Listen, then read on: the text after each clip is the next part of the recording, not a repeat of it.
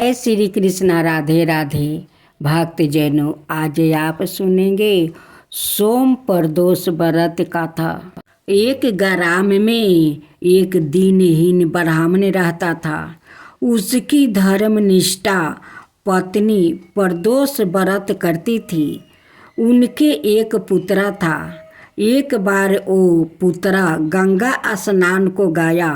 दुर्भाग्यवश से मार्ग में उसे चोर ने घेर लिया और डरवा कर उसे पूछने लगा कि उसके पिता का गुप्त धन कहाँ रखा है।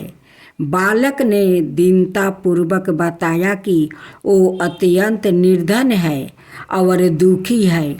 उनके पास गुप्त धन कहाँ से आया। चोर ने उसकी हालत पर तरस खाकर उसे छोड़ दिया। बालक ने अपनी राह चल दिया। चलते चलते वो थक कर चूर हो गया और बरगद के एक वृक्ष के नीचे वो सो गया। तभी उस नगर के सिपाही चोर को खोजते हुए उसी ओर आ निकले। उन्होंने ब्राह्मण बालक को चोर समझकर बंदी बना लिया और राजा के सामने उपस्थित किया। राजा ने उसकी बात सुने बगैर उसे कारावास में डाल दिया। उधर बालक की माता प्रदोष व्रत कर रही थी। उसी रात्रि राजा को सपना आया कि वो बालक निर्दोष है। यदि उसे नहीं छोड़ा गया तो तुम्हारा राज्य और वैभव नष्ट हो जाएगा। सुबह जागते ही राजा ने बालक को बुलवाया। बालक ने राजा को सच्चाई बताई। राजा ने उसके माता पिता को दरबार में बुलवाया। उन्हें भयभीत देखकर राजा ने मुस्कुराते हुए कहा, तुम्हारा बालक निर्दोष है और निडर है। तुम्हारी दलिद्रता के कारण हम तुम्हें 5 गांव दान में देते हैं। इस तरह ब्राह्मण आनंद से रहने लगा। शिव जी की दया से उसकी दलिद्रता दूर हो गई। कथा सुनने के बाद सैनकादि ऋषि बोले, हे दयालु कृपाए, अब आप सोम त्रयोदशी प्रदोष व्रत के बारे में बताइए। सूत जी बताने लगे, सोम त्रयोदशी प्रदोष व्रत से शिव पार्वती प्रसन्न होते हैं। व्रती के समस्त मनोरथ पूर्ण होते हैं। भोलेनाथ की जय हो, भोलेनाथ की जय हो, माता पार्वती की जय हो, माता पार्वती की जय हो। अब आप सुनेंगे सोमवार की व्रत कथा। भगवान शिव का भक्त भस्मासुर भी था और उसने एक बार शिव जी को प्रसन्न करने के लिए घन घोर तपस्या की और शिव जी उसकी भक्ति से प्रसन्न हो गए। भगवान शिव भस्मासुर के तप से इतने प्रसन्न हुए कि उन्हें वरदान मांगने को कहा और भस्मासुर ने शंकर जी से कहा कि वो चाहता है कि उसे ऐसा वरदान मिले कि वो जिस पर हाथ रखे वो भस्म हो जाए। शंकर जी ने उसे यह वरदान दे दिया। वरदान पाकर वो बेहद प्रसन्न हुआ और वहाँ से निकल ही रहा था कि रास्ते में माता पार्वती उसे नजर आ गई। भस्मासुर उनकी खूबसूरती का देखकर इतनी मोहित हो गया कि वो उन्हें पाने को लालायित हो गया और उनके बारे में जानने के लिए उनके पीछे पीछे चल दिया। आगे जाकर पता चला कि वो तो भगवान शिव की धर्म पत्नी है। यह देख वो भगवान शिव के दिए आशीर्वाद को उल्टा उन पर ही वो प्रयोग करने की ठान लिया और उनका पीछा करने लगा। भस्मासुर की इस गलत मानसा को भगवान विष्णु ने माप लिया और वो स्त्री का रूप धारण कर उसके पास पहुंच गया।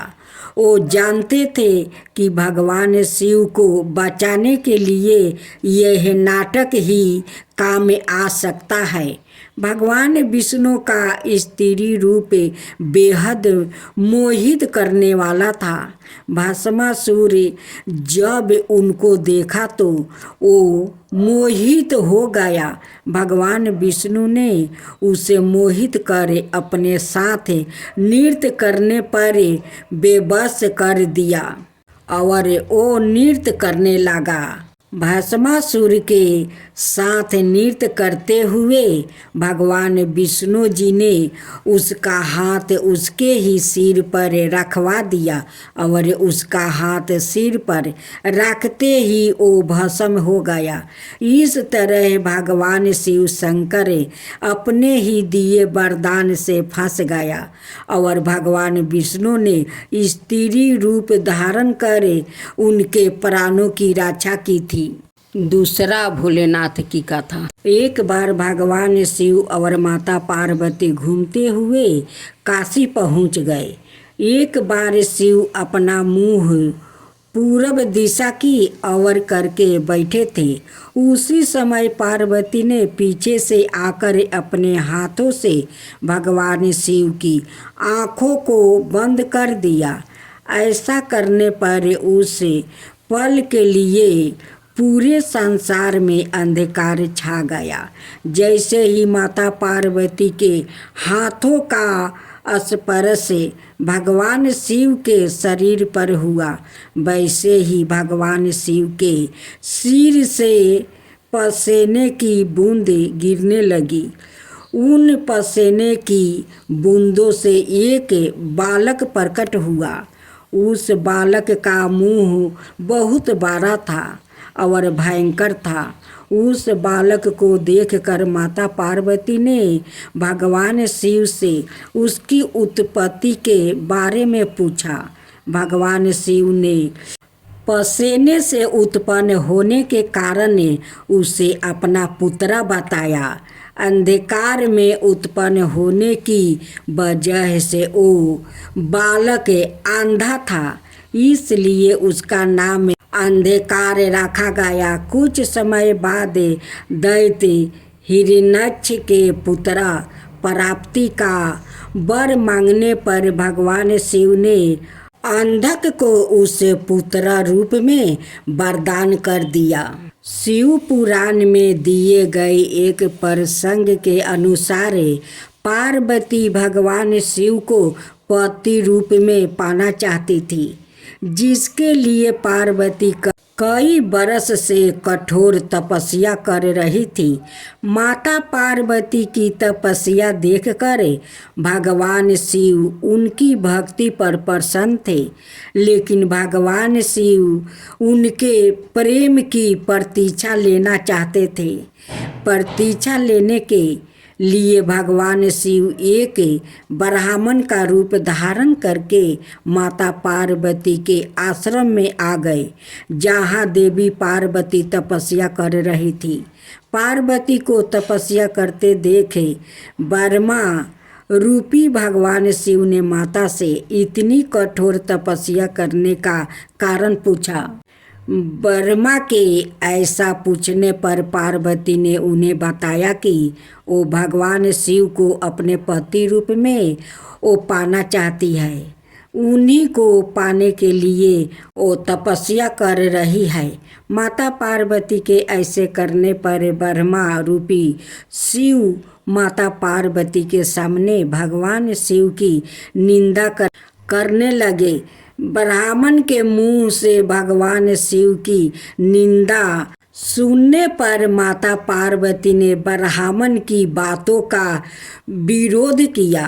भगवान शिव के गुणों का वर्णन किया। माता पार्वती पार्वती के ऐसा करने पर भगवान शिव उन पर बहुत प्रसन्न हुआ और माता पार्वती को अपने शिव रूप के दर्शन दिया। साथ ही देवी पार्वती को ही अपनी पत्नी बनाने का वरदान भी दिया। जय शिवा ओमकारा प्रभु हरे शिवा ओमकारा ब्रह्मा विष्णु सदा शिव अर्धंगिनी धारा। ओम जय शिवा ओमकारा एकानन चतुरानन पंचानन राजे शिव पंचानन राजे हंसासन गरुड़ासन विषवाहन साजे। ओम जय शिवा ओमकारा दो भुज चार चतुर भुज दस भुज अति सोहे तीनों रूप निरखता त्रिभुवन जन मोहे। ओम जय शिवा ओमकारा अक्षर माला बने माला मंदी माला तारी चंदन मृग मद सोहे बोले सुभिकारी।